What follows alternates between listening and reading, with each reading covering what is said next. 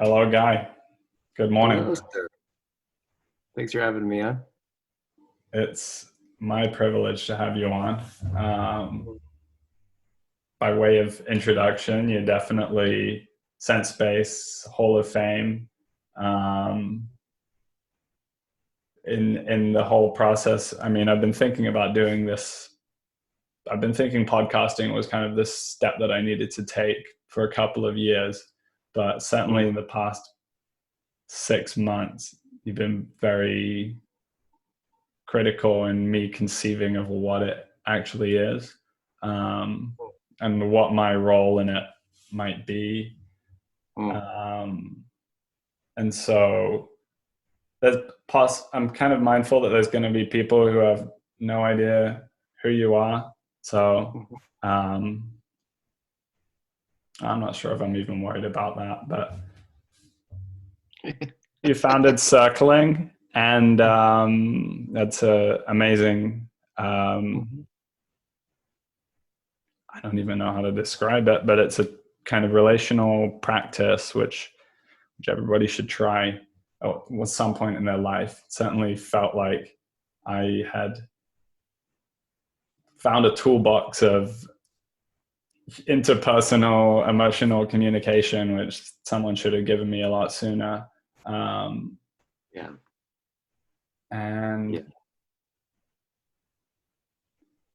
yeah, I mean, is it strange for you to hear that? I mean, like, my whole process with this has been very entangled with you as a kind of floating head, one of the sense-based sages, so to speak. But right.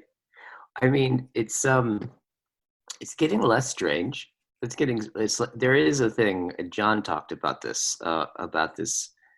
It is kind of strange to have this inequity of, like, where somebody's listened to you, and so they know, like on videos and stuff like that. So they show up knowing more about you than you do about them. It's just an unusual thing. So it is a little bit strange. I don't know. My capacity for strange I have a pretty big appetite for it. So like, it's interesting for sure. Yeah, it's interesting for sure. I mean, but the thing with circling is, it's interesting to hear when you said about the circling method and it giving you some tools that somebody should have given you a lot sooner. Right. I think is like spells out how you could kind of start to understand what circling actually is, because I think you could only have circling in the last 20 years. Like, I don't think circling would have made sense in the way that it does now. Right. Before, say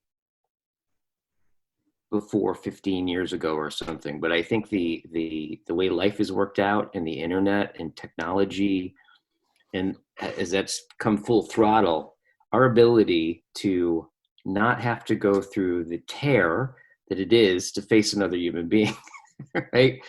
Because it's become optional. And our nervous systems are just going to do what is less hard. And we're going to be oriented around that. So the amount, I don't even think it's comprehensible, what a drastic change there's been in the last 15 years around something that literally makes human beings, called intersubjectivity, relationship. It's where our identities are formed. That's how we learn how to be. It's where I learn I have a face. It's like where I learn almost everything about me. So to be able to make all that stuff to a high degree optional, I think is so radical. But it has circling, at least for me, make a lot more sense, because all of a sudden circling, which is, you can kind of look at the circling method is a yoga of intersubjectivity, right? And I think it used to be that life was so structurally filled with relationships that were necessitated through living, that like relationships always been scary, right? It's always been fraught with ambiguity and uncertainties, but you never had a choice. So you just developed your character through having them. And it was built into the, if you had to talk to somebody, you had to at least call them on the phone and interact, right? So I think I have a feeling at a very basic level, so much of that stuff is optional. And what we now call relationship and connection, well, I think people think of connection and replace it for relationship is completely, that is not they are not the same thing. Like, people are connected more than they've ever been, but I think that people are less related or inclined to move towards relationship. So I think in a certain sense, just like the Industrial Revolution brought our world physically to just a small space in front of us, thus we didn't have to move. And then all of a sudden we realized we have this thing called physical fitness, right? Where life used to be hard enough, right? And so that changed our relationship to our bodies. And now there's gyms and there's this whole thing called fitness that people are haunted. They need to keep doing because life isn't hard enough for their bodies, right?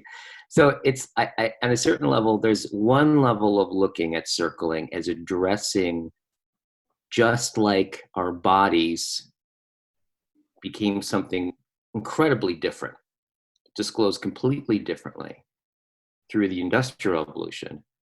I think relationality, right, is in many ways it's the same thing that's happening. So things like the circling method, where you just get in there and you do yoga, you concentrate all the things that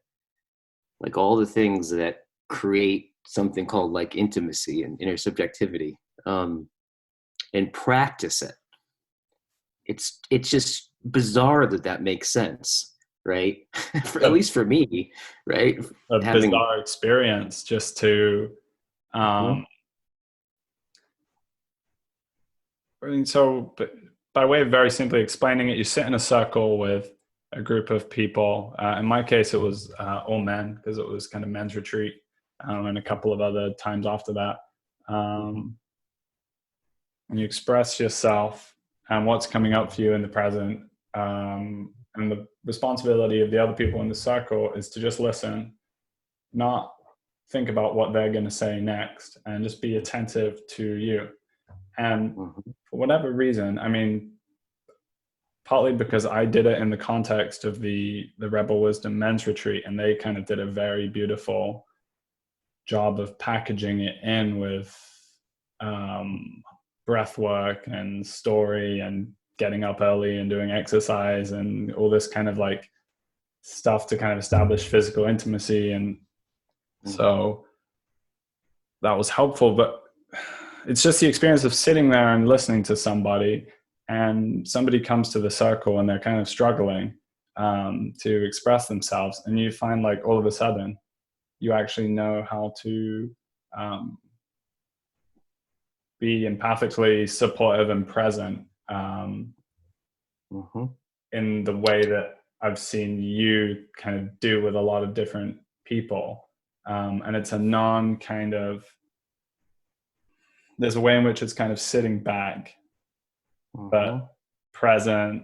And it's like, and it's because it's so much of it is like it's not back and forth constant dialogue. It's really sitting and listening until whatever needs to come out of the person needs to come out. It's like midwifing. Yes, and I really love this. Listening, right? This metaphor, and I think that's going to be informative if we talk about the feminine as well at some point. But I'm definitely aware of this. Like, you are from a different time, and so there's a lot of people your age, whatever age that is, people my parents' age, Generation Xers, Gen X, that have been actually subsumed into the culture of my generation to a large extent. And so it's not widespread that there are people of Gen X who have an understanding of what's transpired at an embodied level. Mm-hmm. And I'm also just excited to talk to you about it because you've observed it and you've observed how it's changed. And I've kind of come of age in the midst of it, and also sort of experience of coming out of your emotional shell and doing personal growth in this particular climate is a very unique one. Right. Well, I think it's just, I think what you said about that distinction that you made, as far as I think the Generation X is in it, at least, well, I guess it would be, first of all, I'm pretty new at being an older generation. I just say so myself, right? It's just strange to it's strange to look over at another generation and have the experience of feeling a difference, right? Like, that's just bizarre, right? There's no way to, it's like, I actually remember this about when I was a kid. The adults around they say to me, you have no idea what you have when you're young.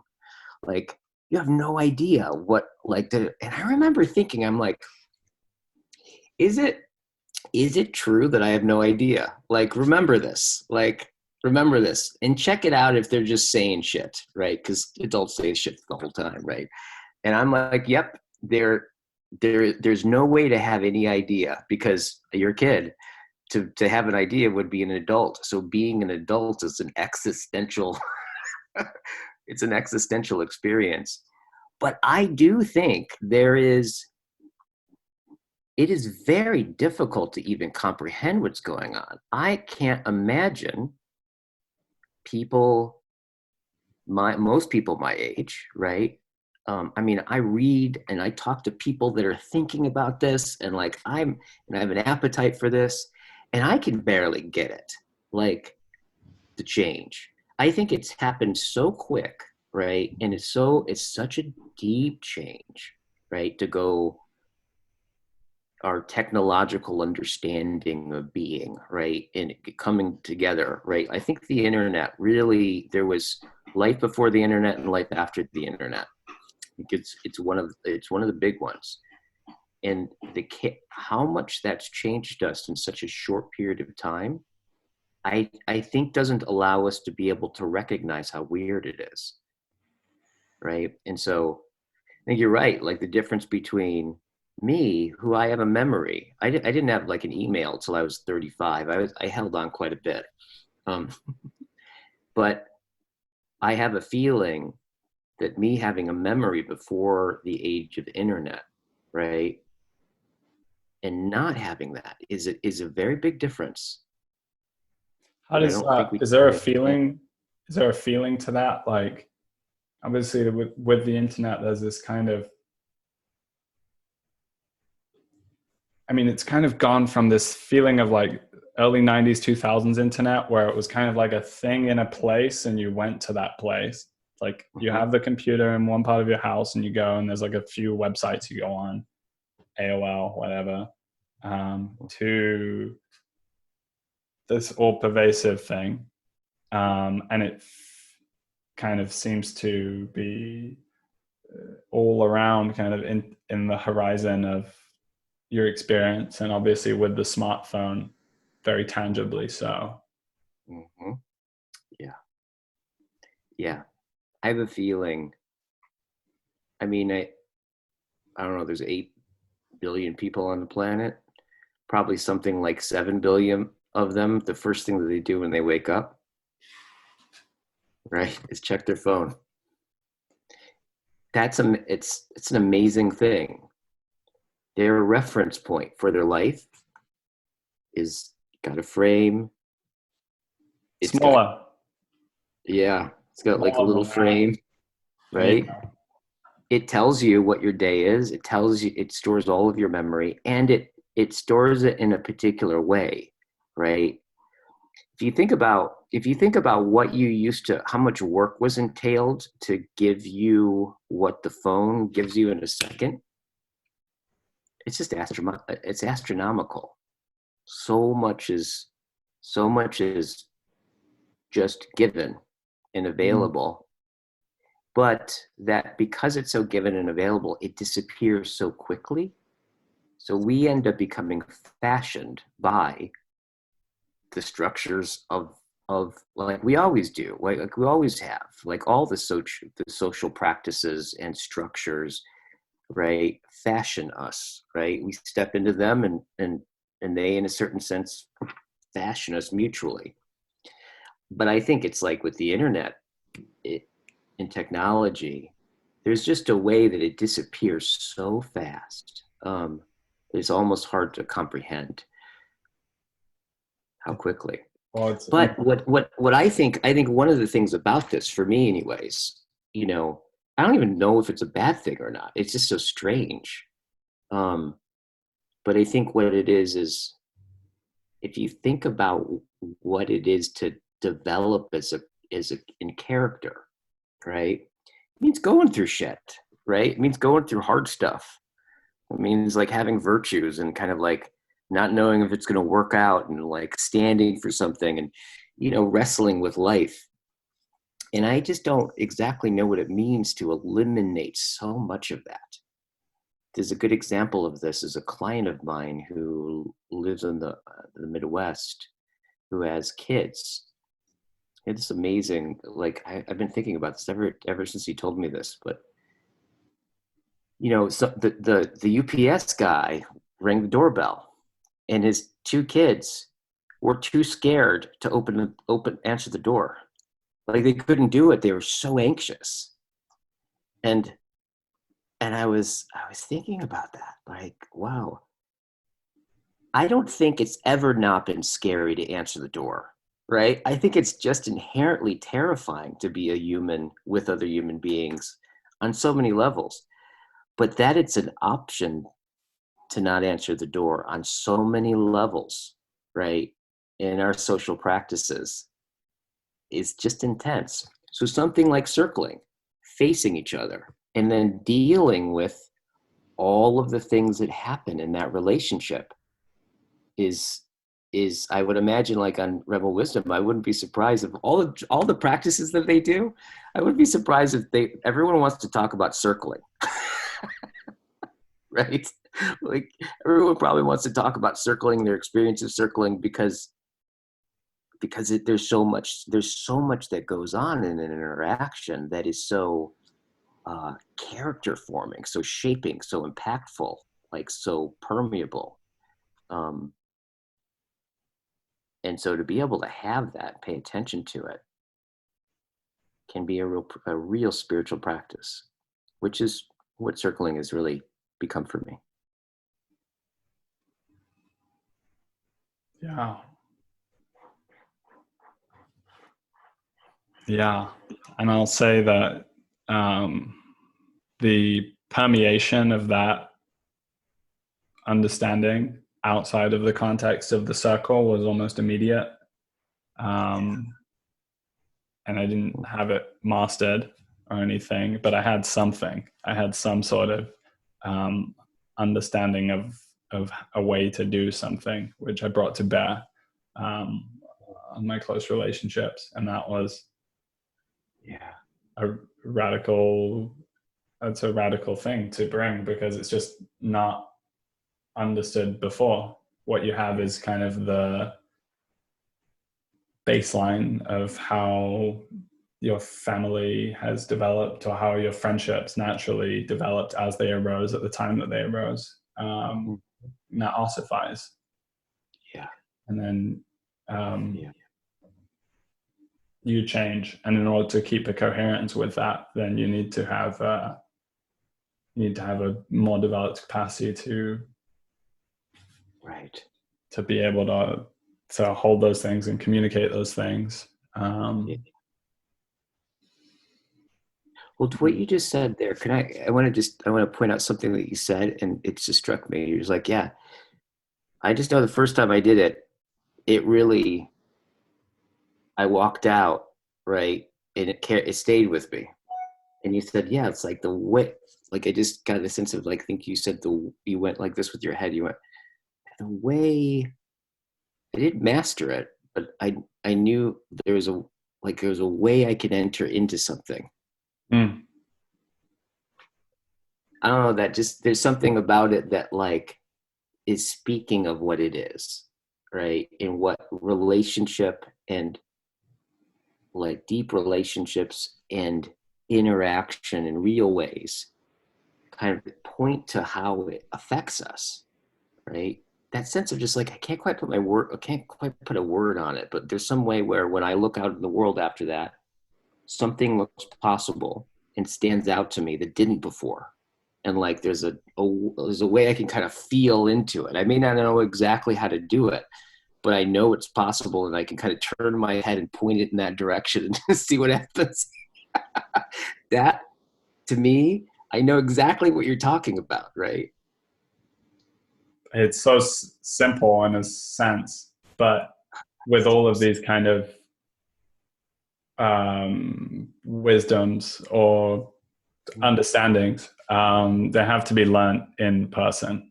And this feels like it really circles to the entire question of technology and its effect.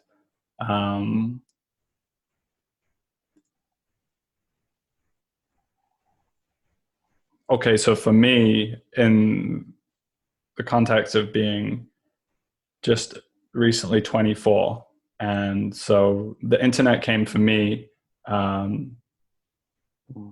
probably around 8th or 9th grade kind of time is when social media started to pick up.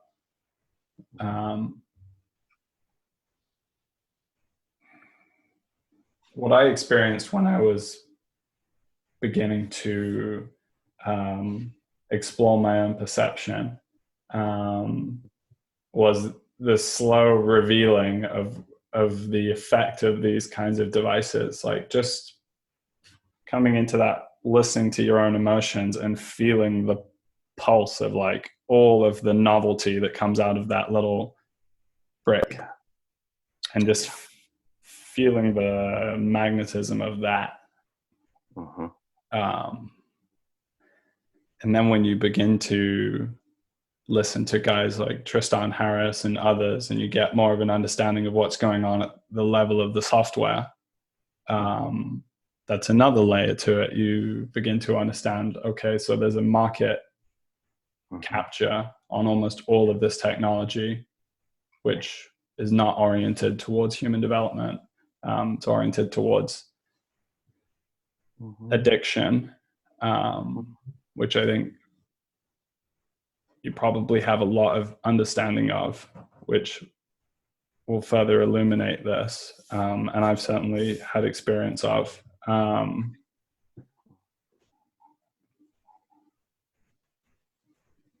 then there's the kind of, I mean, there's so many layers down you can go with it, but you kind of drop into once you get a developed understanding of aesthetic, sort of as you were saying, the environment has always had an influence, the institutions, the way that we're living. Thrown a little bit of Marshall McLuhan, medium is the message, start to see there's a really deep impact of the nature of the mediums of communication, whether they're instantaneous or not, whether they're read and written. I mean, just writing a letter compared to sending a text message.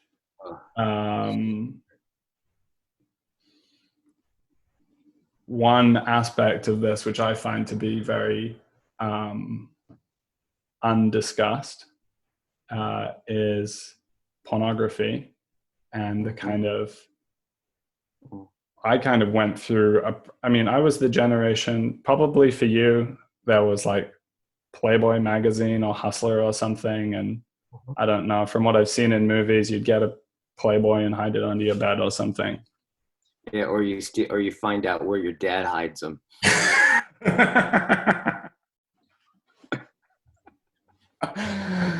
Oh, hopefully meta levels of hiding going on in that one, right? You don't let him know that he's not letting you know about that.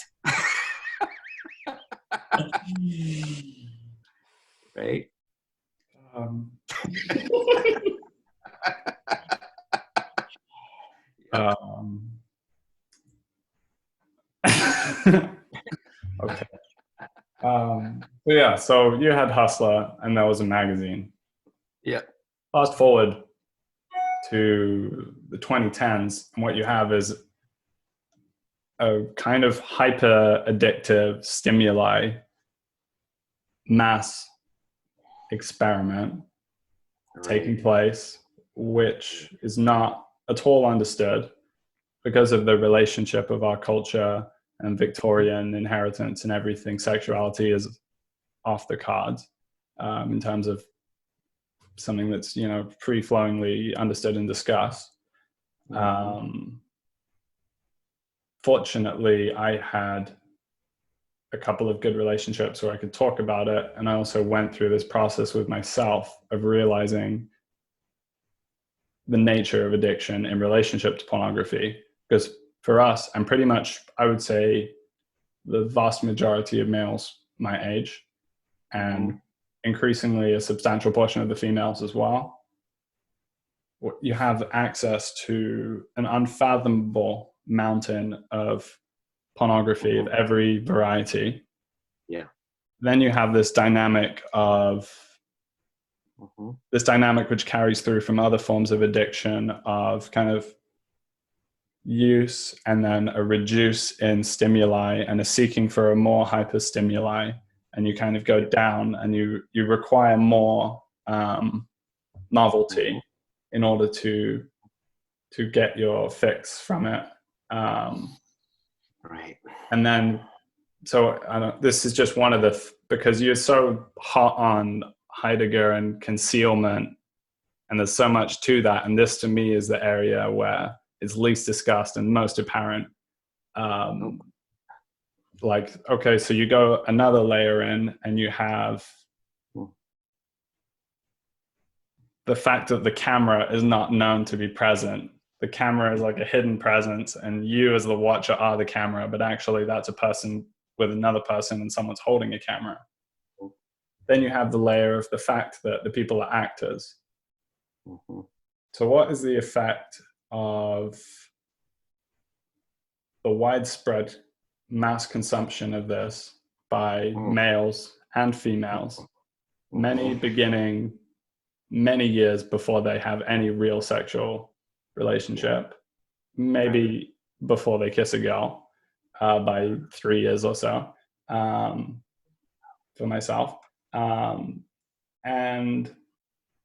then there's the fact that these people are not having a legitimate emotional relationship. None of those dynamics are in play. Yep.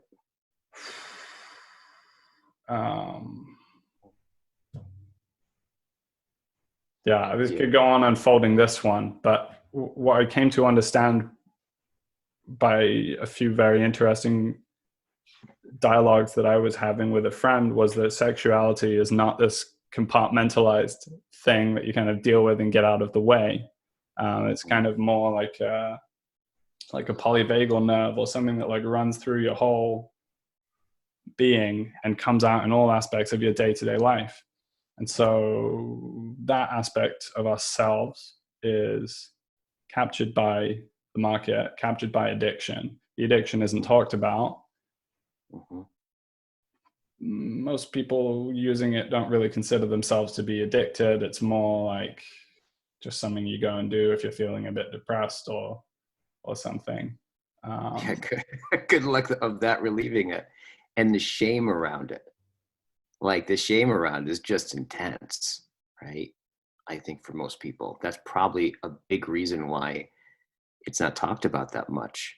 But I've known people who have lost their families, lost their mortgages, like lost their houses, they smoke a bong, they get it on the internet, and you're right. There's so many different factors that, and this is particularly, I would have to say, not, I don't know, I haven't seen any studies or anything like this, but like, it seems this is a particular male thing.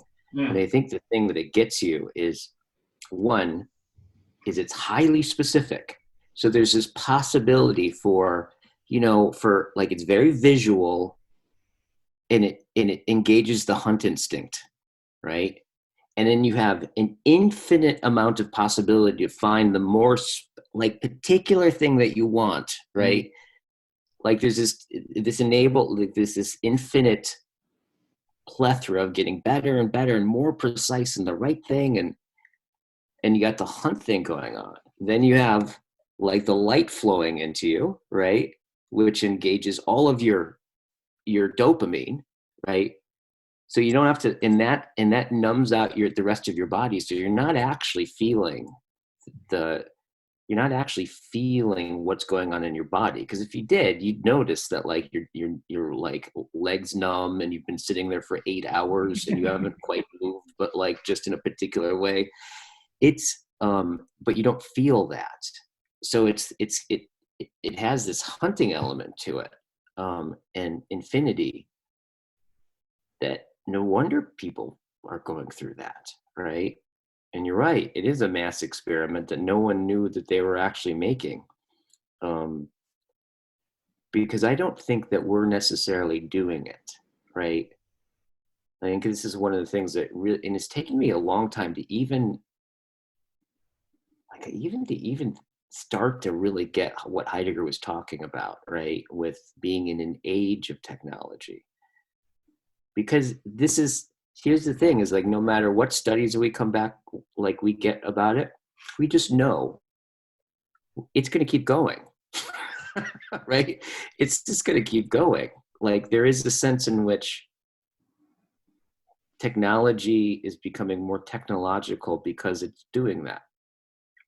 Like, so there's something else going on that's not just about actors or people, or intentions. But it seems to be a huge problem that I hear about quite a bit.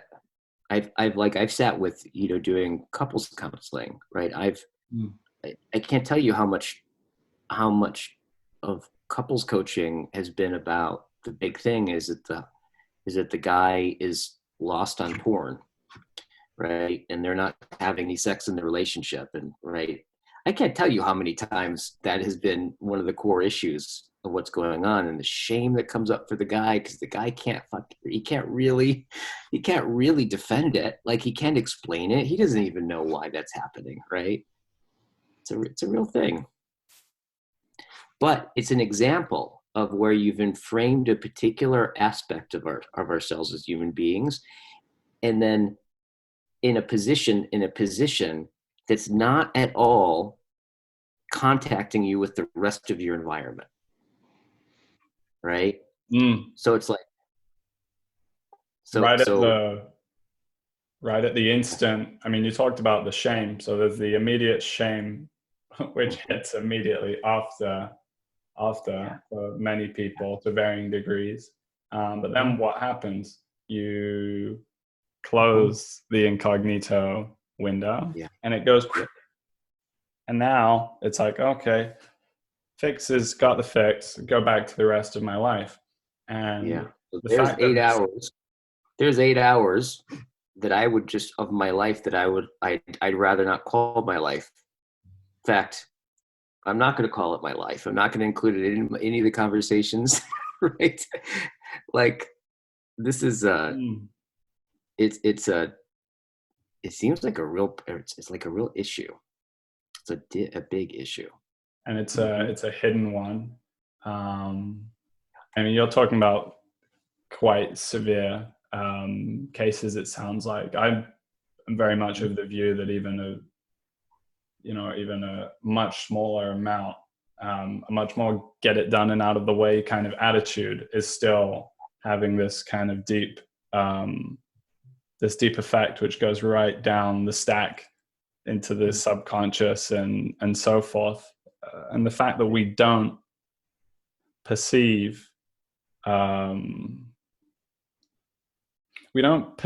anything amiss about this happening, and then are closing it and doing away with it, and then all coming together the next day and we're talking and it's completely hidden, but actually probably a lot of the people there all did it. that speaks to fragmentation. And the reason I know that is because as I was becoming less fragmented in myself is when I was beginning to realize the depth and the nature of the effect of it. And so that is one small, relatively speaking, example of many, many, many different forces, hidden forces. Some of them we know about, some of them we don't, but all of them are contributing to a fragmentation, a disconnection. And we can stack that all the way up to, I mean, Jordan Hall on a recent Zoom thing described the mental health crisis as a spiritual crisis. I think that's correct on some level. If we understand spiritual to on some level mean connection, or addressing disconnection. And on that level, it begins to make a lot of sense. It's also too, it's like, it just in what we were talking about, you think about it. I mean, I think men have, like lots of men have this experience where in order for them to like have sex, right, and to stay erect and all that kind of stuff, they have to go into like fantasies, right? They have to be kind of disconnected from the person they're having sex with.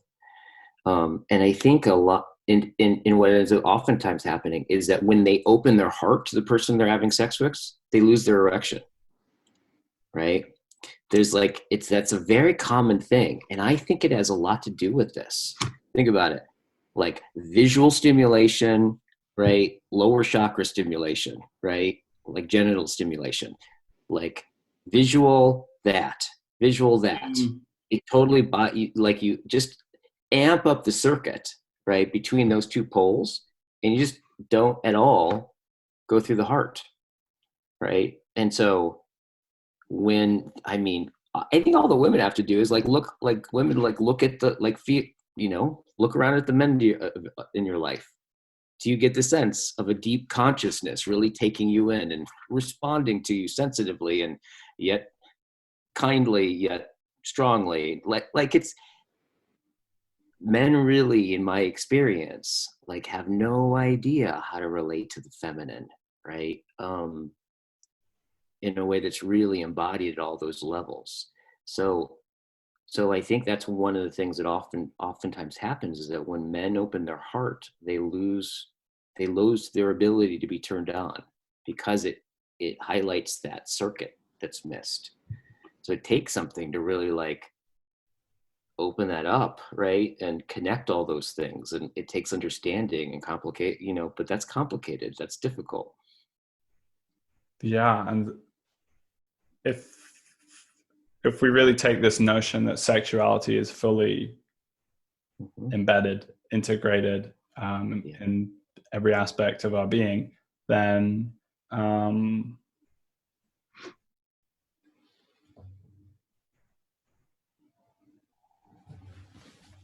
there's a way in which we God, I'm absolutely losing my train of thought on this one, but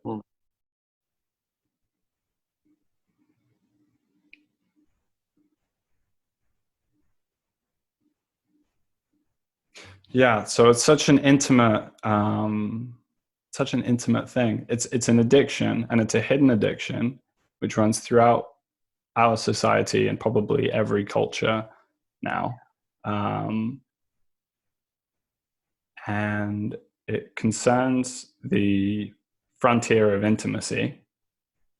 And so a couple of other layers that we can add to the nature of it. As you're saying, you're looking at a screen, not a person. You're disembodying yourself in the act of doing it. And also, I don't know anybody who's watched a porn video end to end. That's not how it's viewed either. It's like this. So you're going from shot to shot to shot. And the effect of that ultimately is that when you're having a sexual encounter with someone, if this has been the basis of your understanding and conditioning for years and years and years, you're actually looking for the shots, because your entire system has been rigged and conditioned and reinforced for years and years and years to only be able to achieve satisfaction at the kind of hyper visual. I was talking to Heather Hying once, and she said that it's kind of inducing sexual autism in men at a wide scale, and that's probably one way we can conceive of it. And men already have a disposition to be more kind of visually oriented. Like the relationship between man and woman is on some level, setting aside pornography, I think always there's been this element of like the male gaze is more kind of like searching out and maybe penetrating the environment, and then there's like a responsiveness from the female. And people are expecting less and less from their relationships than ever before, right? It's really this is one of the things that I just heard somebody, this is something that's just, this stuff is just changing so quickly in my experience, right? Just one generation. Like usually like things like structures of relationship, right, slowly evolve and change for like hundreds, thousands of years for a new style to affect something like marriage or all these kinds of things, right? But just in my generation, one day, what it was to like be in a relationship was like, this is what I grew up thinking. All right, I'm gonna go live my life. And at some point in the process of living my life, I'm gonna meet somebody that I'll probably get married to, right? 2, like within a year, 2 years, it seems like the expectation went from, I'm gonna go to a website, right?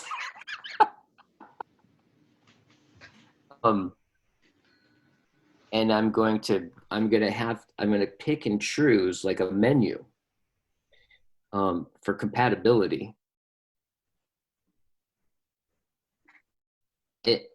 That's a completely different thing. That just happened. I remember I just started noticing, people go and they're not even expecting to go and meet someone, right, in the process of living. And again, there's that point where it becomes inframed, right, and separate from the rest of your life. It's this other thing that you go have your life, and then you go on your dating site or whatever, and you go on dates and you interview each other. And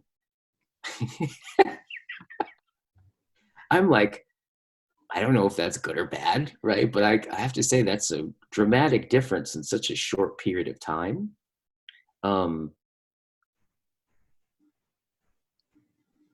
It's spooky. Yeah. And all of those in framings, for the most part, are market captured kind of in framings as well, which is a critical component of it. And yeah, it is spooky. It's like,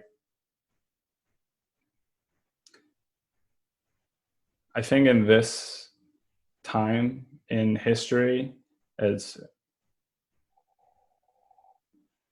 so imperative to have those experiences where you really step outside of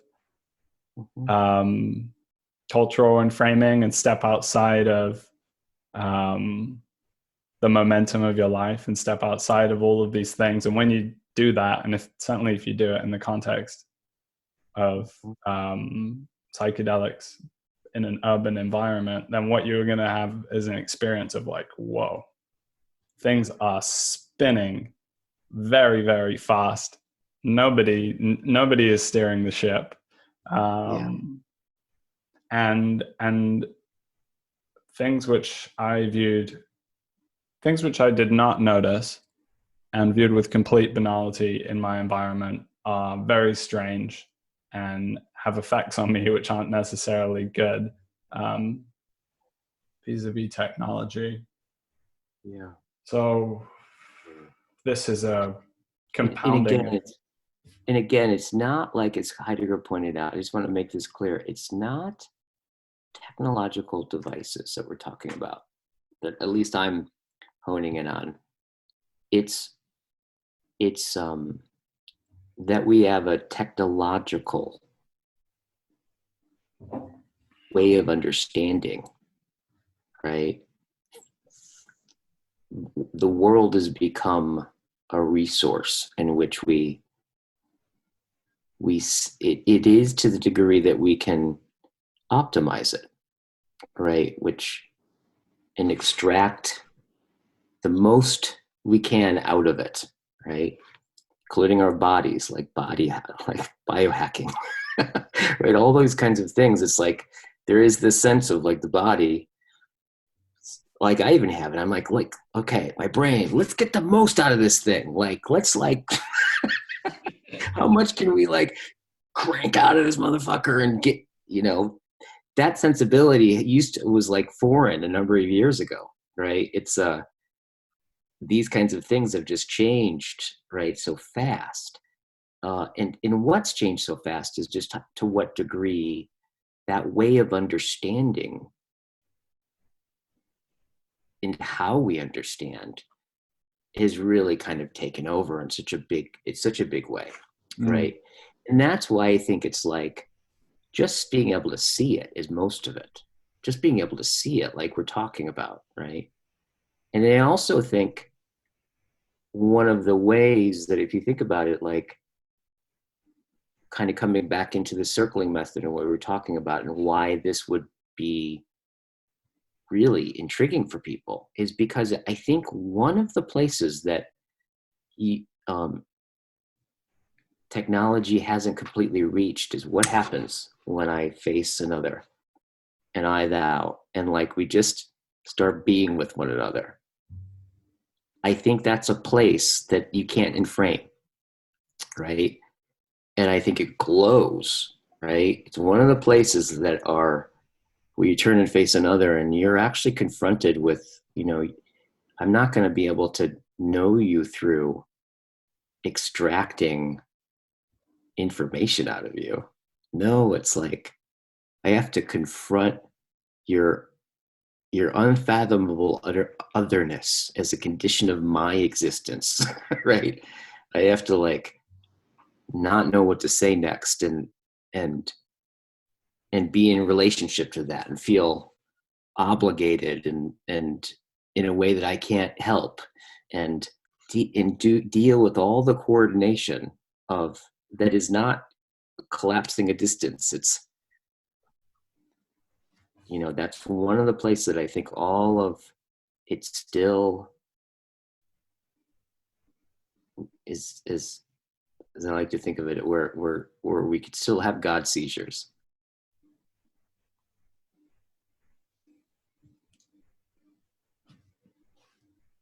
Wow. It could well be it could well be our only hope. And it would be a tremendously obvious, or it's kind of a strange thought to have with all of the complexities at play in our current context. The thing that would be the saving grace of our civilization would be the capacity to do this and do it well. And that starts with circling. It starts with the capacity to be intimate and the basic sovereignty of being able to pay attention without being hijacked by looking at your phone. or using the phone. This is one that I see a lot now, is using the phone as a means to avoid uncomfortable situations. And it's so depressing as well. Like if you see a woman in a social environment and she's just all like in the phone, that immediately is kind of like a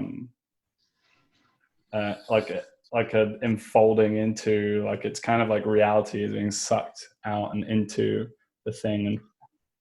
But it's so beginning with those capacities, but then what you've been doing, what you've been playing a very key role in, is something a little more strange, something which has been going on in these dialogos, meaning through logos, meaning a conversation which is not about conversation, but is a kind of embodied interaction with an unknown destination, and a presencing of that unknownness.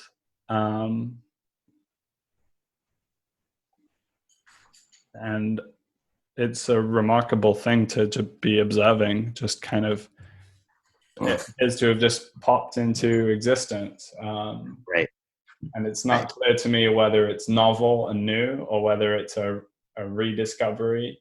But it's really, I mean, the conversation that you had with Andrew Taggart not so long ago, called Conversational Mysticism. Yeah, I remember that's when you sent me your experience of it.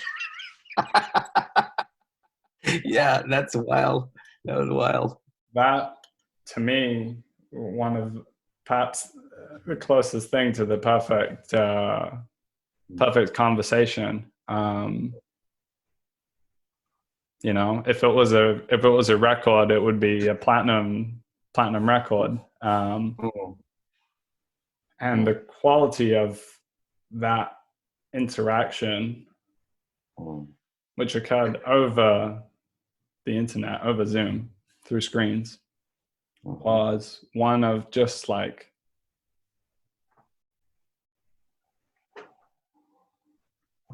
I mean, I felt like I was there with you. I was actually out on a hike listening to it in nature, but there was such a feeling of intimacy in the conversation that it was like I was the third participant, and I could hear you guys meeting each other in a place of just like, it's almost like we're stepping outside of history and stepping outside of every other context and just meeting each other in this place. And from there, engaging in this kind of philosophical, mystically informed way of dialoguing, which seems to enfold more and more of everything outside of it. And somehow the more you lean into that, the more reality itself seems to become illumined. The more the backgrounded parts around you begin to become foregrounded.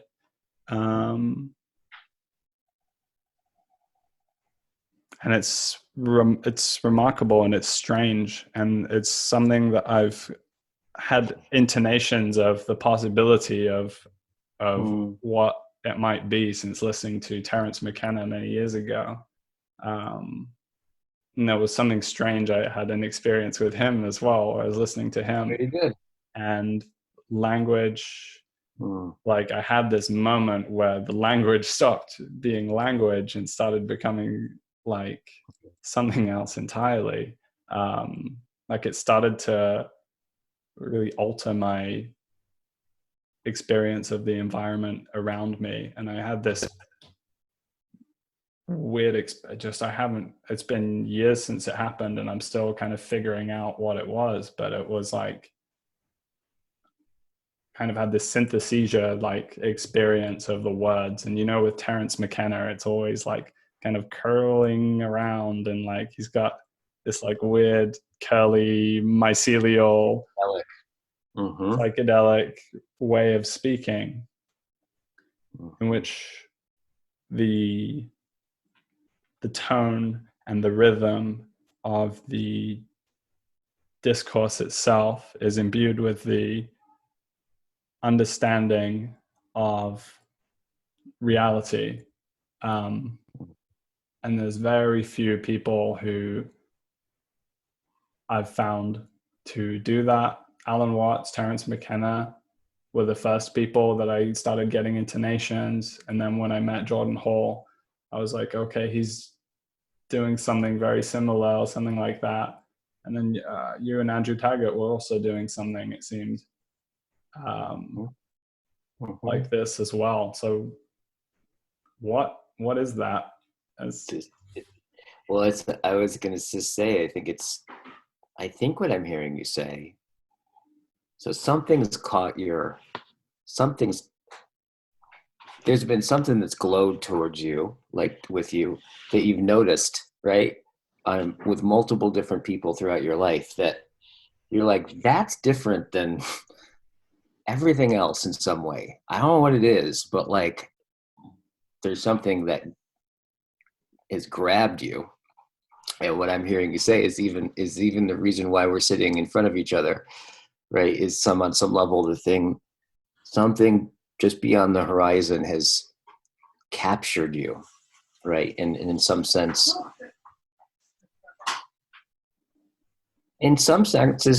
is what I'm hearing is shaping you, right? It's calling you, and you don't quite know what it is. In fact, the closer you get to it, probably on some level, what you're getting closer to is like a mystery. And I think what I heard is that the commonality of all the people that you mentioned,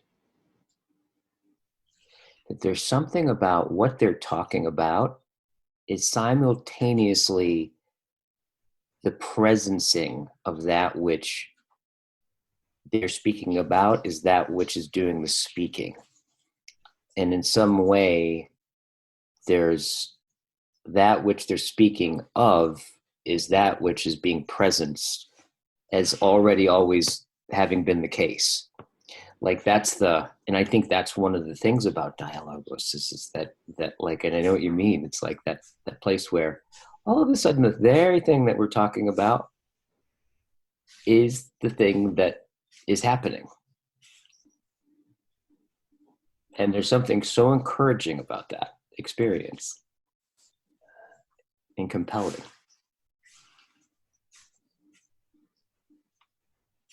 Yeah, and it's got one of the reasons that I know it's working, so to speak, is that I get this kind of physiological feedback from it. When I'm listening to these dialogues, and there's been this beautiful emergence of this kind of metaphor of kind of the fire and gathering together the propositions and each person's kind of placing them in place, and it kind of builds and then it sparks, and then there's a mystical sort of third entity, which is the conversation itself, and it doesn't appear to know where it's going. And then that is, I mean, I'm kind of just reiterating back they're beautiful sentiments. And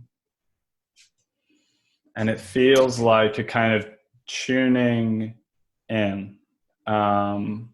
It feels like the beginning of an orchestra when you hear them like fucking around and tuning up their instruments, and it's all kind of just like a skew, and then at some point it's coming in. But it's not just the conversation, it's the interrelational experience of the conversation, of what's going on in my kind of sense, like resonance, sense capacity. And then the more I'm engaging in it, the more that sense capacity is being refined. And so in this aspect, it becomes more like a yoga or a martial art or something of this nature. And what that thing is, what that logos is, when it comes back to you by yourself, at least for me, is coming into truth with yourself, and developing more of a sensitivity to when you're not in truth with yourself at a relational level, or just a level of your internal coherency. So this kind of like musical kind of shape, like a kind of like you kind of have these forces acting on you, and improperly related to the forces of your life and the forces of history and everything will create tremendous friction. But if you can kind of like get that like bend just right, then it's kind of like current and it's flowing, and that's where creativity comes from to a certain degree. That's what the artist, I think, experiences. But it's not something that I conceived of as available to intellectual types. It's not something I saw as related to philosophy.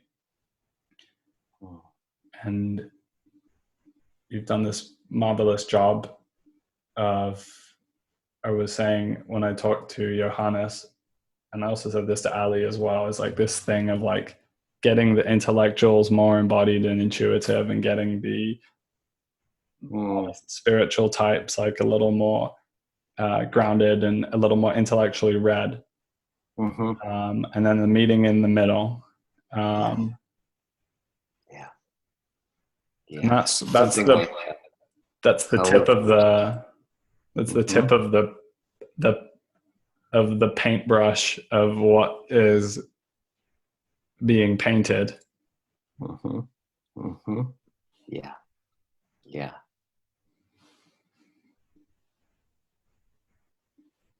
It's like what I heard you say. It's like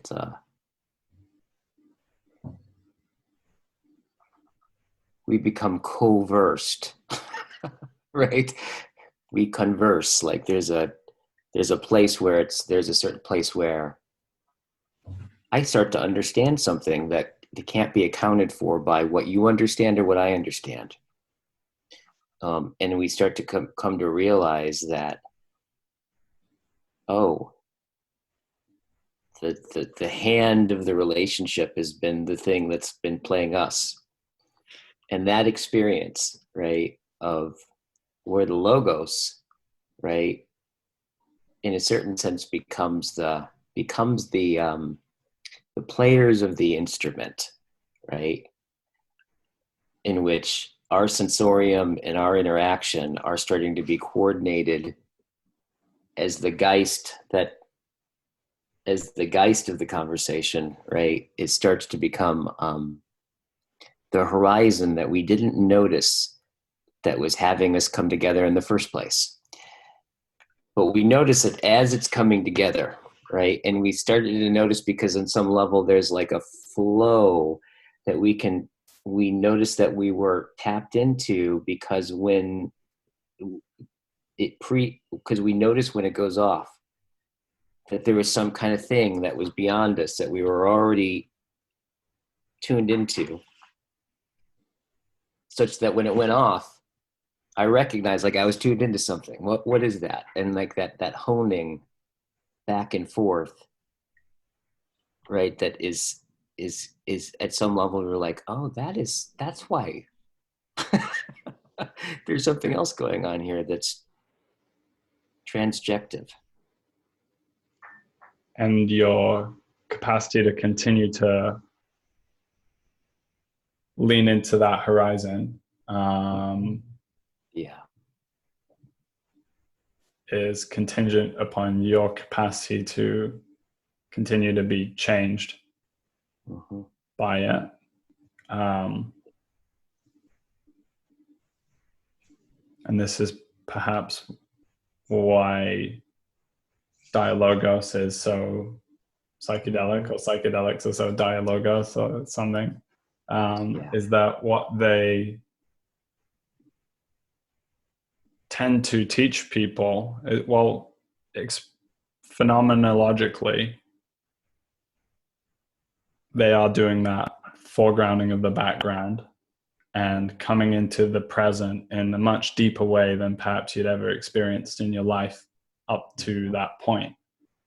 Yeah. And then when you come into that level of presence with what's around you, you become very distinctly and viscerally aware of where that non-truthness with yourself becomes a very palpable and apparent obstacle to your being at ease with what's around you, and also your capacity to perceive beauty and to understand and to have insight, and generally the course of these kinds of experiences as I have understood them, and I expect this is probably shared, is that you come into it and then there's a dropping intensely into the present, and then there's a work of some kind which has to be worked out. And in the resolution of that working out, which by the way doesn't seem to me to be very much about a doing or a kind of masculine acting, it's more of a radical accepting.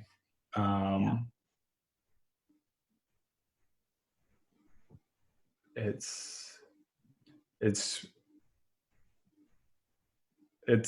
teaches you that to let go of something, you have to fully feel and experience it fully in the moment for what feels like an eternity. And then having done that, it's both been integrated into you and let go, and the trapped energy, the trapped heat is gone. And in the place where that was is now more of a spaciousness for the world. Right. I'd be interested to know if these kinds of experiences have been, like, what part they've played in you coming into the level of intuitive capacity that you've gotten. And also,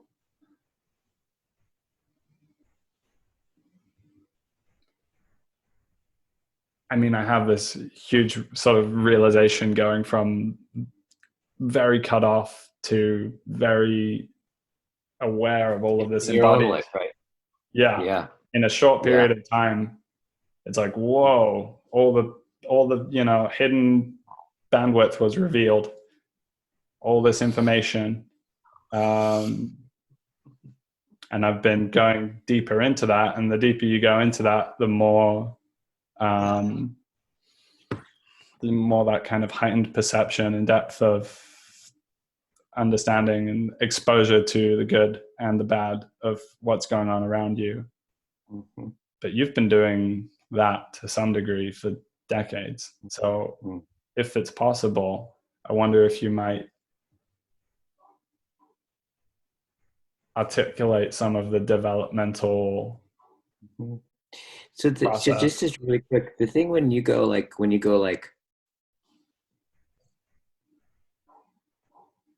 and then you speak, the thing that you're feeling into, if you're feeling into something, it looks like you're feeling into something.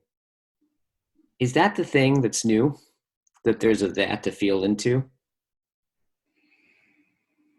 Is that like what's down here? You did this with your hands when you're describing about. Yes. Yeah.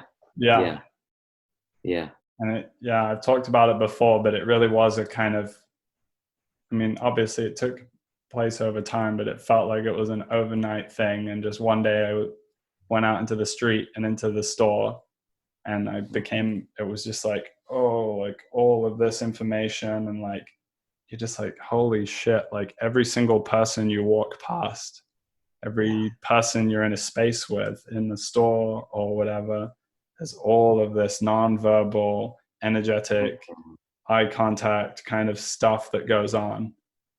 And you can develop a capacity to hold more and more of that. And then you're effectively seeing layers of reality that were hidden to you before. Totally. Yeah. And that, so I'm appreciating your pace. I think your pace is telling to what you're tuning into, right? Which I think is demonstrative of what you're talking about, right? Of like the stopping, pausing, letting go of whatever isn't that pace, and then feeling into it, and then kind of finding yourself speaking, but while listening.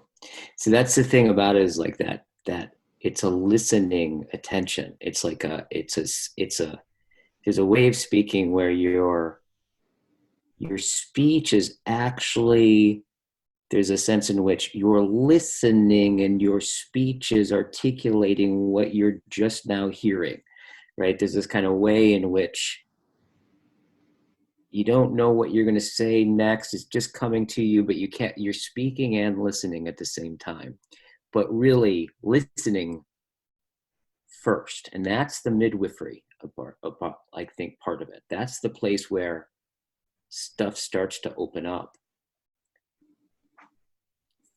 My experience with that, you're right. There's a, I suppose some part of it is I suppose, well, I don't even know if it's important to bring in that, but like,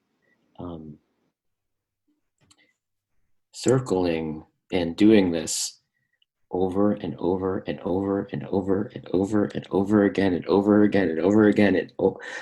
Like on some level, I think that there's it's definitely deepened and stretched and strengthened and organized the machinery that like makes it more possible.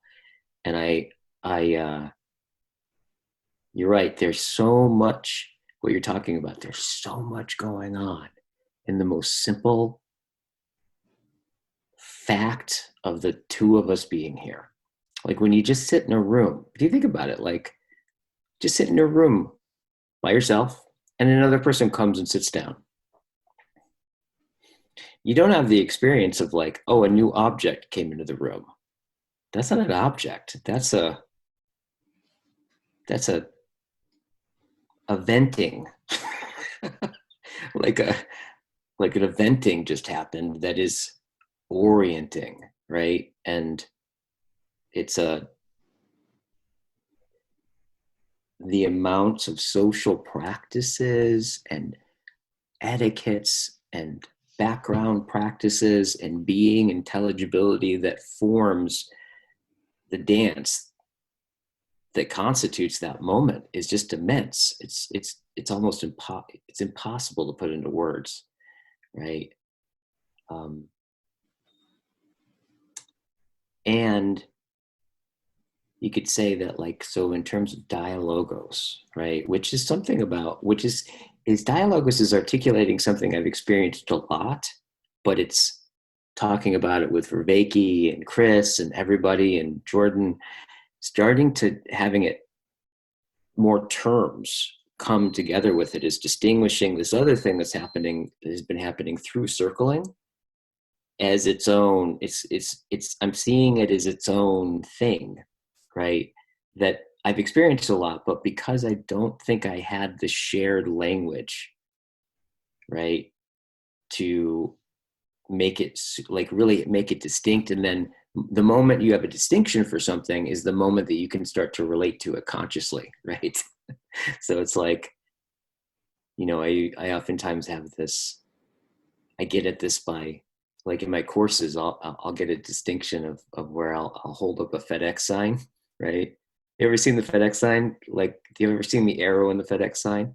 I think I can recall. Yeah. A lot of people haven't, but like, it's a great example because you're like, well, how many times have you seen the FedEx sign? Like a million times, right? And then you point out between the E and the X is a really clear arrow. And you notice the moment people go, whoa. People are like, you watch people go, that's distinction, right? It draws something that was in the undistinguished background into the foreground. And those kinds of things are like, for example, with the FedEx sign, they paid somebody billions of dollars to come up with that logo, right? There's a reason why they put it there. It makes sense. So it's determinative and influential, but undistinct. When it becomes into distinction is the moment you can start to have, I only have feelings about things that I can see, right? So in a big way, like doing these dialogos is, for me, has helped me kind of see the arrow in the FedEx sign, right? And be able to go, oh, and then relate to it. And then we relate about that. And it's kind of forming its own thing, where I'm starting to get this sense of maybe dialogos and what it exercises, right? And what all of the, as Vervaeke would say, all the machinery, right? Of transcendence, of intimacy, of like cognitive, emotional attunement, all of the things going on there is something that could become a practice. And so I'm really interested in it becoming something that people could step into, like a tradition, like they would a tradition, right? Like something like what circling has become a thing that people can go into and they could have shared understandings around it, right? Like, so I'm really looking at that, and very interested in that. And right now it's kind of underground almost, in a way. It's like, Yeah. this thing which much of my podcast is spent talking about is really only watched and known about by several thousand people, perhaps. Yeah. And yeah, so you kind of talked about the way of listening that I was embodying. Quite a significant amount of that was learned at an embodied level from meeting Jordan. Mm-hmm.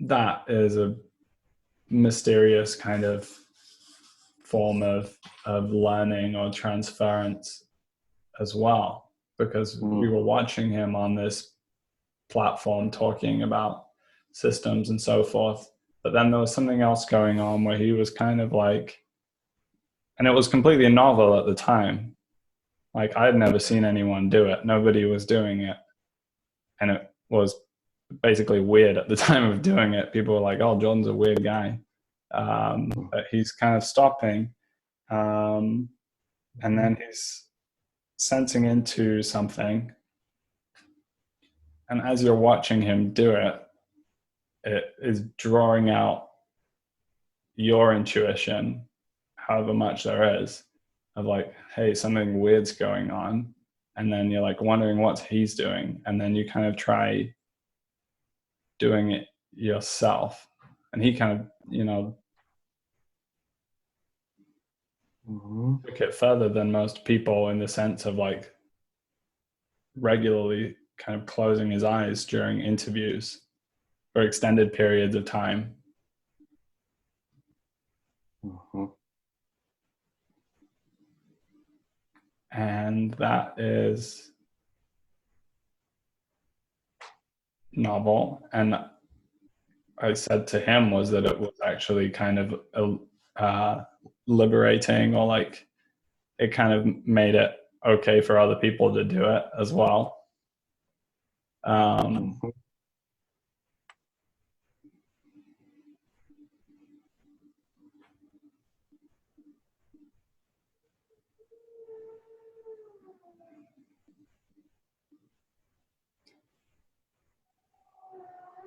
And I believe that this can spread.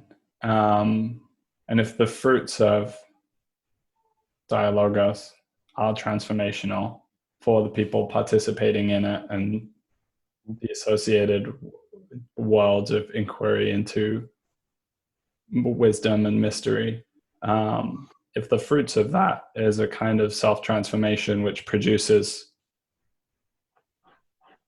greater perception and produces greater empathic capacity, deeper listening, and that's embodied, then that actually,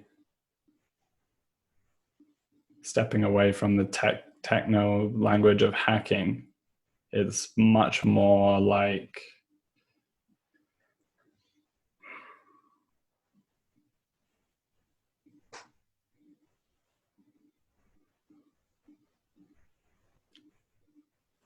well, I don't know what it's like, but it kind of feels like pre-modern, kind of feels like a strange, it has more of a feeling of like the medieval times, when there was this sense of like the world is a strange place. And the possibilities of strange phenomena were much greater. And the fact that people were looking for an understood meaning to be imbued into the world at every level meant that they traversed the world in a way that they were looking for it, and actually found it as well. And so there's a landscape of meaning, I believe, which survives the death of God as we have known him, which is an essential landscape to explore.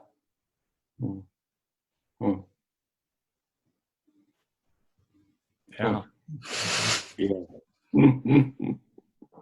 It's like looking for God, and then all of a sudden noticing that you've just been walking in circles for thousands of years, because it's just behind your eyes. There's this quality about, it's called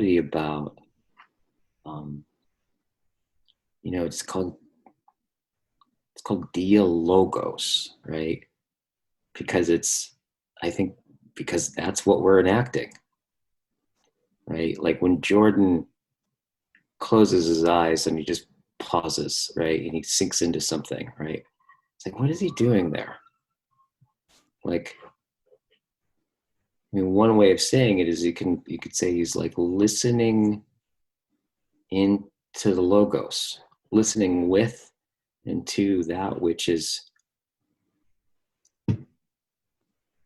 both shining forth and gathering what's shining forth at the same time. It's laying open and gathering what's being laid open at the same time. And there's a way in which philosophical conversations can be a befriending of the logos, of where it's like as they talk about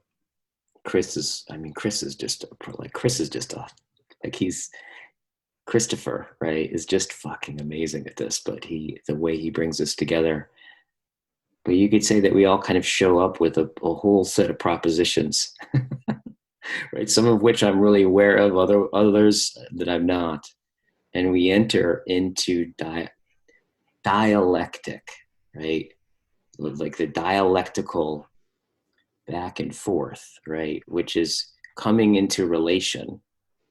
And as that starts to come into relation, you could say that just like the fire, the dialogic fire, where the tree, the wood, is, right, the result of bringing in light. And then we pick up the wood and there's light within the wood. If it catches spark, it releases that light again, right? It's so that you could say that our propositions are in some sense like stored light, right? But it's what makes it release its light is this engaging in relationship, this finding, noticing, and at some point it becomes lit, right? And we're like, the very thing that's been present the whole time, that hermeneutic phenomenological circle of the, like as Andrew would say, that which was already always the case becomes what has been always already here. Yeah, it's like, it is lit, and there's a feeling of just like, I can feel like a sense of excitement of like leaning on the precipice of something, like leaning into the horizon of something. And as you're speaking about this, and perhaps just in the way that you speak more broadly,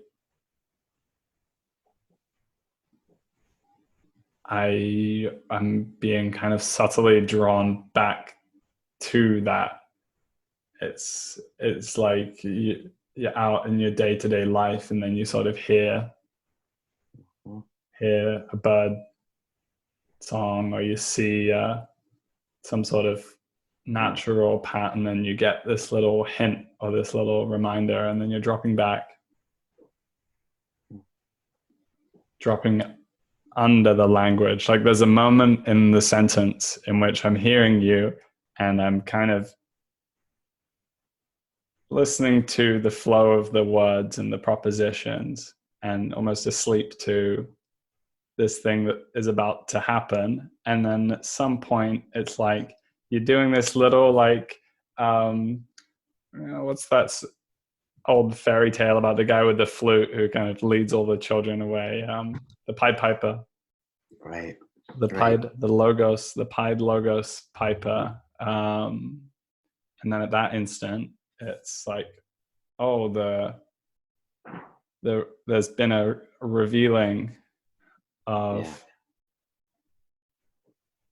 the trick of language, except instead of the trick being revealed and understood, it's the opposite. It's like you've gone from thinking you're watching a trick magician show to the real magic. And then like what's gonna come from that, you don't actually know. And that not knowing becomes what becomes so encouraging. See, one of the things about these dialogues is like people come away deeply encouraged. And I think Aristotle really had it right. Like he's like basically saying that for him, all the virtues, right?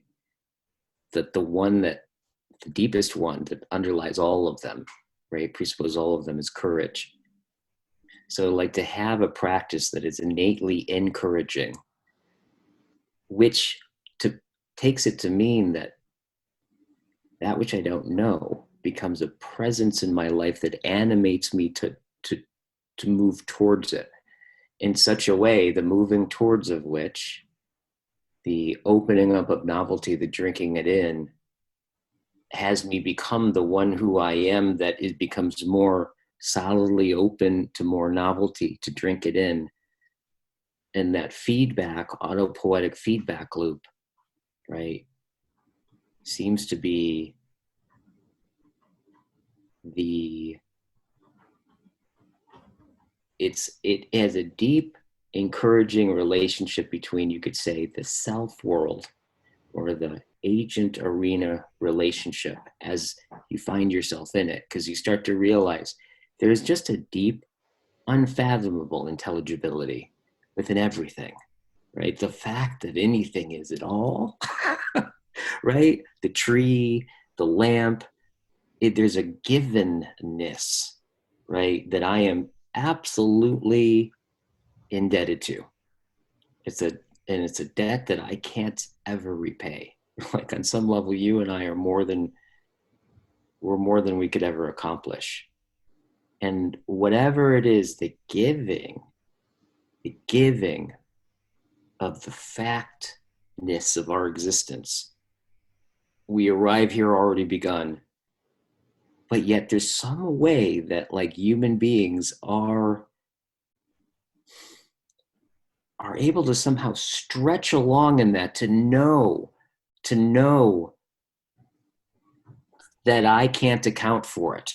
And in knowing that, right, be able to confront the mystery and the wonder. And there's something about the celebratory sense that happens in dialogos, right? In deep intimacy with the mystery, that feels like something like a meaningful, like whatever it takes to, whatever sacrifice, whatever self I sacrifice in becoming someone who could have the conversation to get closer to the mystery, becomes incredibly meaningful and something I would volunteer for over and over and over again.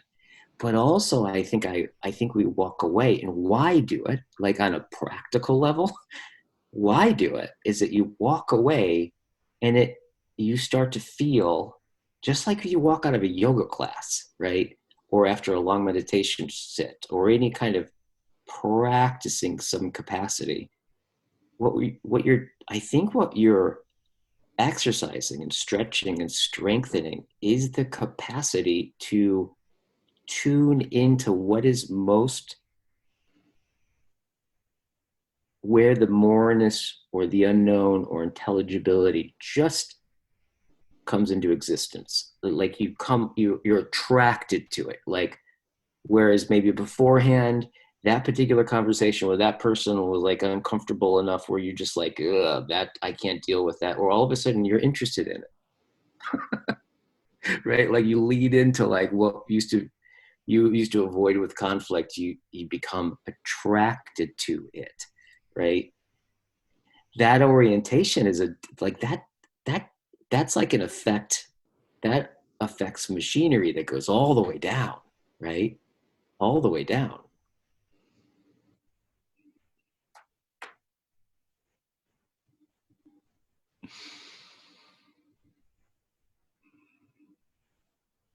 It seems to me. Yeah. This for the last sort of 5 or 10 minutes have been like, since we kind of arrived at this discussion of the thing itself, it was like, can I hold myself? Can I be suspended in the position of being on the edge of it for a prolonged period of time? And what is the feeling of that? And the feeling of that is more presence in the body and a clear, open awareness and a vividness of the edges of things. Often in one of the main distinctions between the man-made aesthetic and the natural environment is that the man-made aesthetic is so predominantly characterized by straight lines and edges and containers of various kinds. squares and shapes and walls. Whereas in the natural environment, there's always this, just like we were talking about McKenna's kind of way of speaking, there's this tapering off.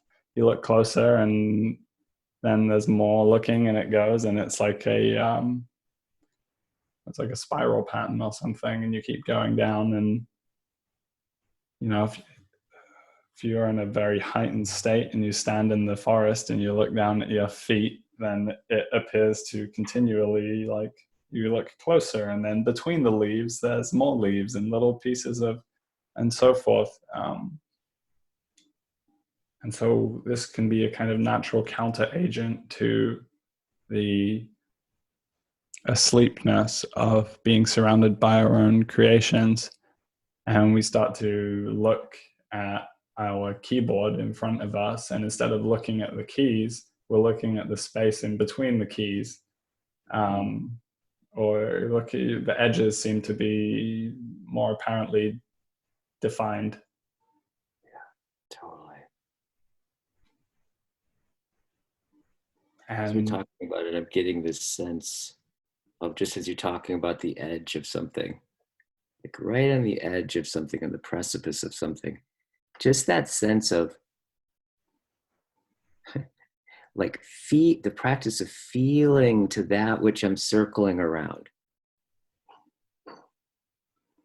That it doesn't come with a clear rule book, but that the act of walking or circling around it, right, is the act of requires you not knowing. You know that you're around it by not knowing what you're walking around, but yet somehow it's granting the normativity of how you walk, right? That kind of feedback loop with something that ends up being the geist of the conversation, that then you realize is the very thing that's being played, that starts to look like that spiral, doesn't it?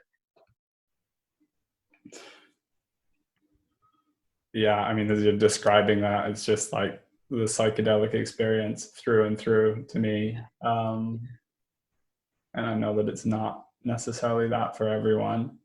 Yeah. And I don't actually know why I've been drawn to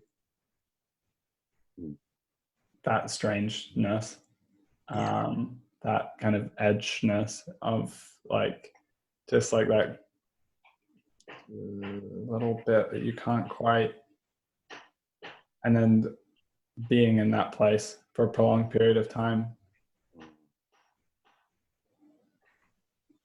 and then coming out of these experiences and into the world. And as in the conversation with Andrew and Daniel Thorson about existential openings, as you go deeper and deeper into yourself, as you go to that horizon experience, it necessitates a going outwards to the horizon of your being in the world as you're going to the horizon of your being in yourself. And these are co-interactive. And the deeper you go down into yourself, the more corners of your soul or heart that you can go into and find are not corners, but then there's more, and you keep going and you get more spaciousness, and you begin to experience other people differently as well. And as I was listening to Andrew describe it, it was just like, wow, this is exactly what I'm going through right now. He talks about kind of this way in which you sense the thing that's not being said emanating from the person's being. And you can be having idle talk about, well, whatever idle talk concerns really day-to-day things. But then you sense the underlying unaddressed existential material, the thing in the heart or spirit that is not being looked at by the person in question. And then there's a skillfulness that comes out of this dialogic process, where you and by large part to do with your contribution of the intimacy and the holding of the space, the sense space, holding of the space. And there's just something remarkable that occurs when you're able to sense into what is that thing, and keeping in mind that language isn't actually what it appears to be. It's really this kind of resonant vibrations that we're sending through the air to one another. And people aren't actually what they appear to be, but are actually these kind of temporal bodies that carry all of the history and all of the maps and connections to every experience that they've had, and all the experiences they've had that are not revealed and illumined on that map as well.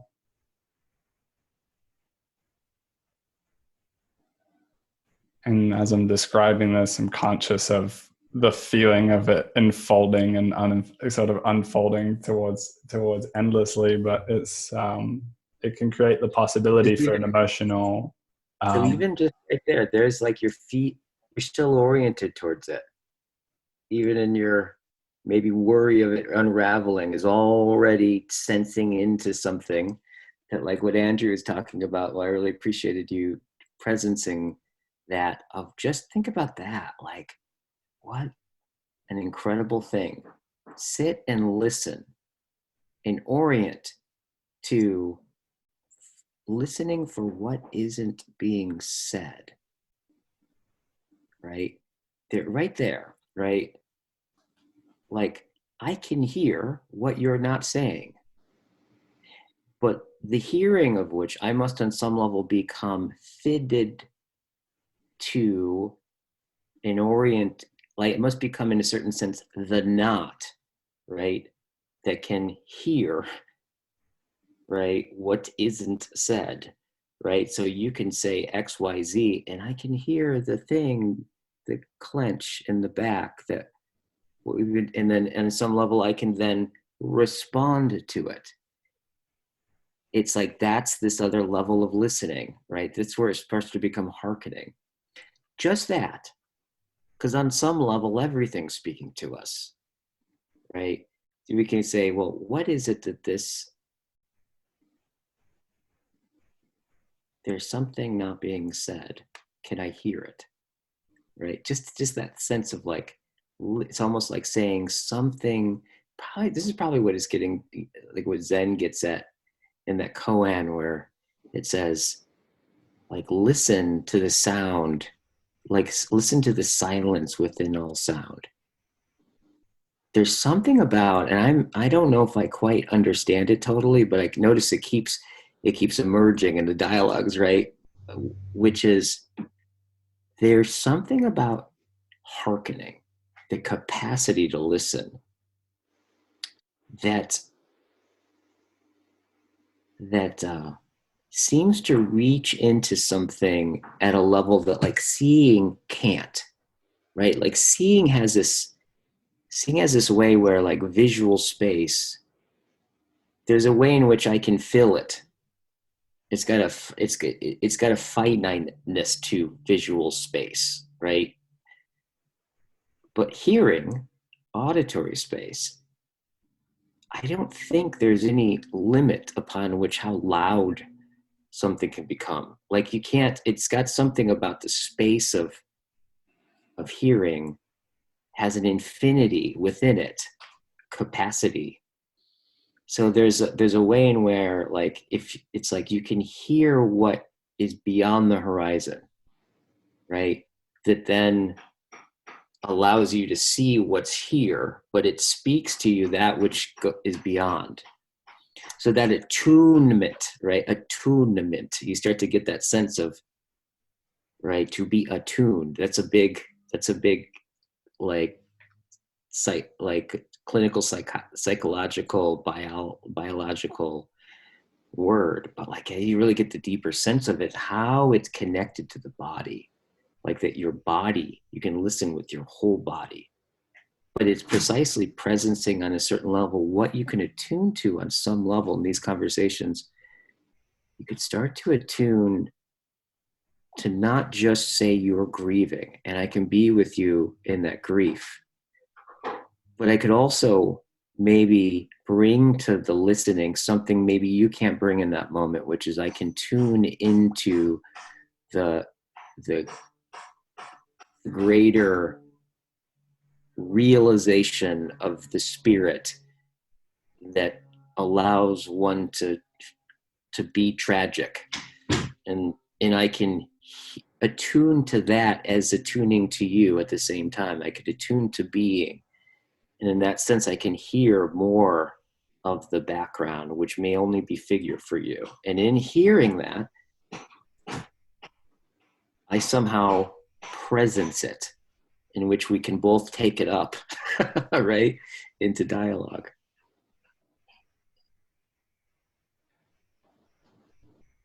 And that's very beautiful experience to have somebody else do that for you. If you are bringing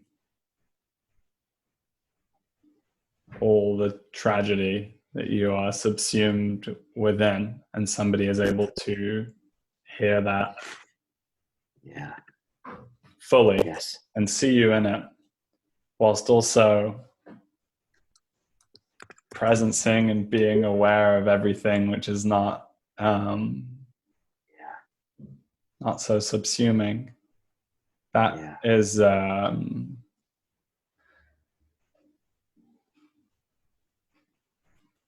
well, it's a life-changing kind of interaction to have. And I think it may not be. Here's one of the things I've appreciated about the way John has presenced it, right, is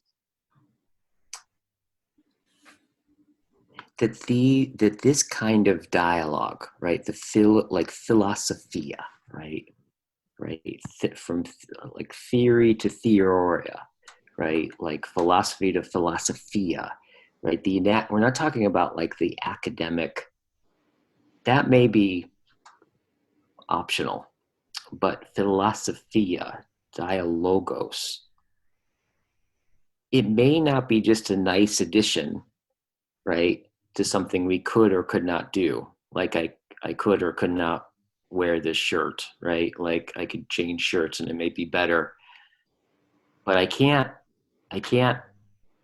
have or not have a torso, right? If we look at all the different psychotechnologies that are a response to and practices that have come in response to like something like, as John would say, the meaning crisis, like as Heidegger would say, is denialism, or Nietzsche would really say that, I think more so, nihilism.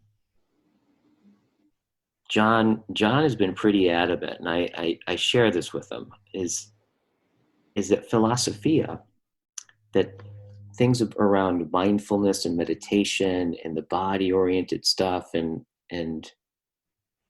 like even kind of like the intimacy relational stuff, if it doesn't include philosophia or dialogos, right, it may not be a full response without it. In other words, it's not optional, right? Because we're touching in on the suppositions and the intelligibility upon which we, like, anything shows up as anything at all, right? And to be able to take those presuppositions and look back on their own source and bring them into dialogue, right, is something that only humans can do, as far as we can tell. Right, we're the only ones that can in our being be a question to ourselves. It's possible to not ask it, right? but not without consequences.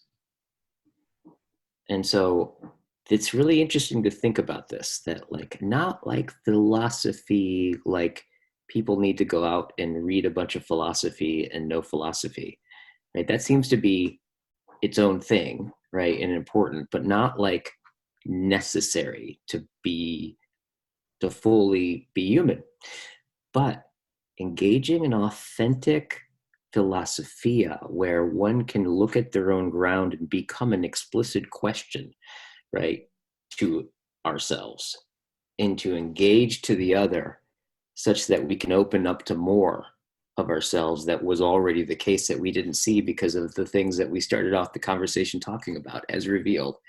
That seems to be something that like is really missing in a big way in a lot of the culture and a lot of the practices that are going on. So that there's another way in which it may actually be like a torso. It's like I'm This is a shirt. following as it's occurring, and then I'm also noticing some of the sort of trend as well of the ongoingness, and it's like the listening is becoming more and more acute, and there's like a kind of like a sharpening, like a cat or like a bird like hears something and there's like a spiking up, but then it's like I'm going more and more sharply into the edge of it. And as you're talking about the sort of the infinite co-occurrenceness of the acoustic landscape of acoustic reality, and the two things that are coming up for me is, I mean, we could have a whole, this is something that I think should be addressed perhaps in the dialogos, is music and the relationship between music and philosophy, and why is it that we can't take any of our tools or words or ideas about ourselves or any of this stuff with us when we go into the deep mystical or psychedelic experience. But music appears to be capable of coming right there with us, right down into the cosmic I self depths. And so that's observation. What's that all about? Let's park that. And then there's also Terence McKenna was very good at articulating that language is the horizon of consciousness. Language is the horizon of being, that which we can put into words. And so the evolution of that, the evolution of consciousness from mammalian primal ancestors up until the moment we find ourselves in now has been one which has occurred through greater deepening and complexification of metaphor and reference and specificity and relationality. And what we're finding with this deeper listening and its relationship to the speaking is that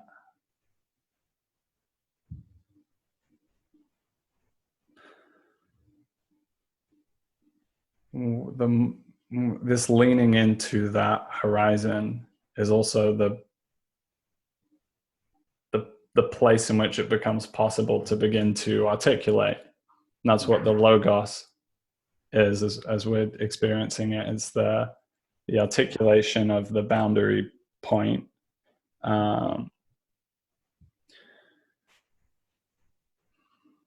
And the articulation of the boundary point, and what's coming to mind, I'm noticing, is a couple things. I have to go here pretty soon, but the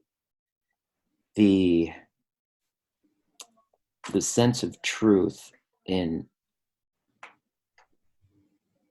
the ancient Greek sense of truth, aletheia, right? The event of unconcealment, right? Like, and what's interesting about unconcealment is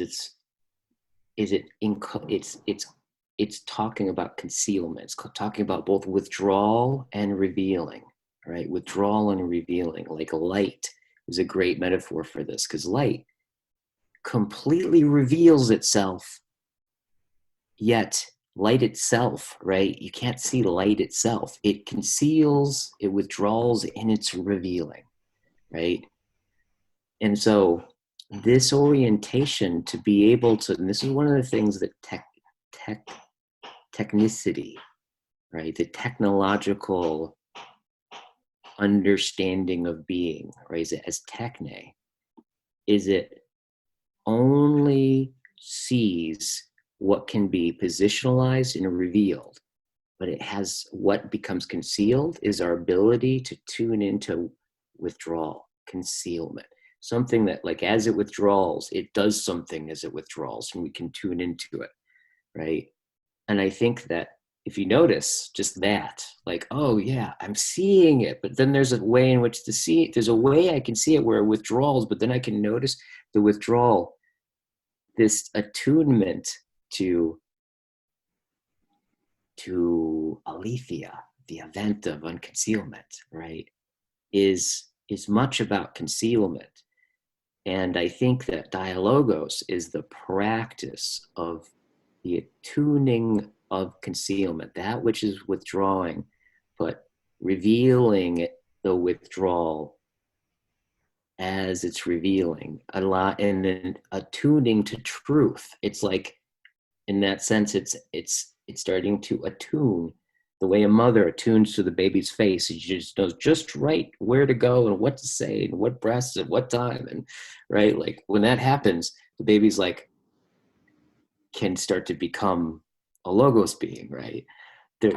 There's a way in which we can return and be attuned to truth that way, and like the eventness of truth.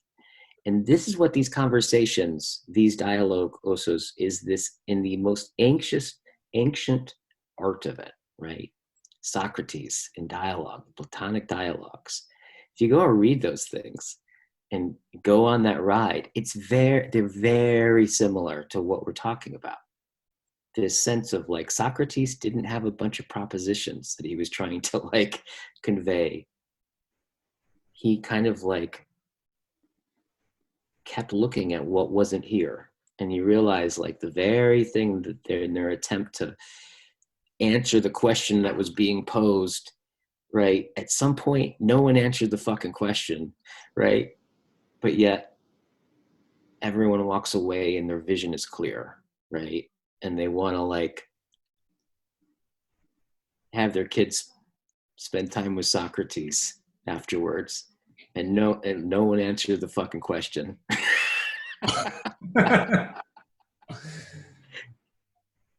Yeah, and it's joyful. You said it was encouraging. I think it's also enheartening, and yeah, there's something to be passed out about that music and the cosmic symphony. But this definitely feels like it's some sort of iteration of that, music, because you know, at some point, and you know, an hour ago we reached a point which could have been a conclusion, and from then forth it was more like, you know, you're not singing the song to arrive at a specific place, you know. It's like totally, you're doing it for the joy of doing it, and it's that's that quality of language where you're just, it's inside and outside is coming into coherence. And we have emergence and the nature of something about evolution, and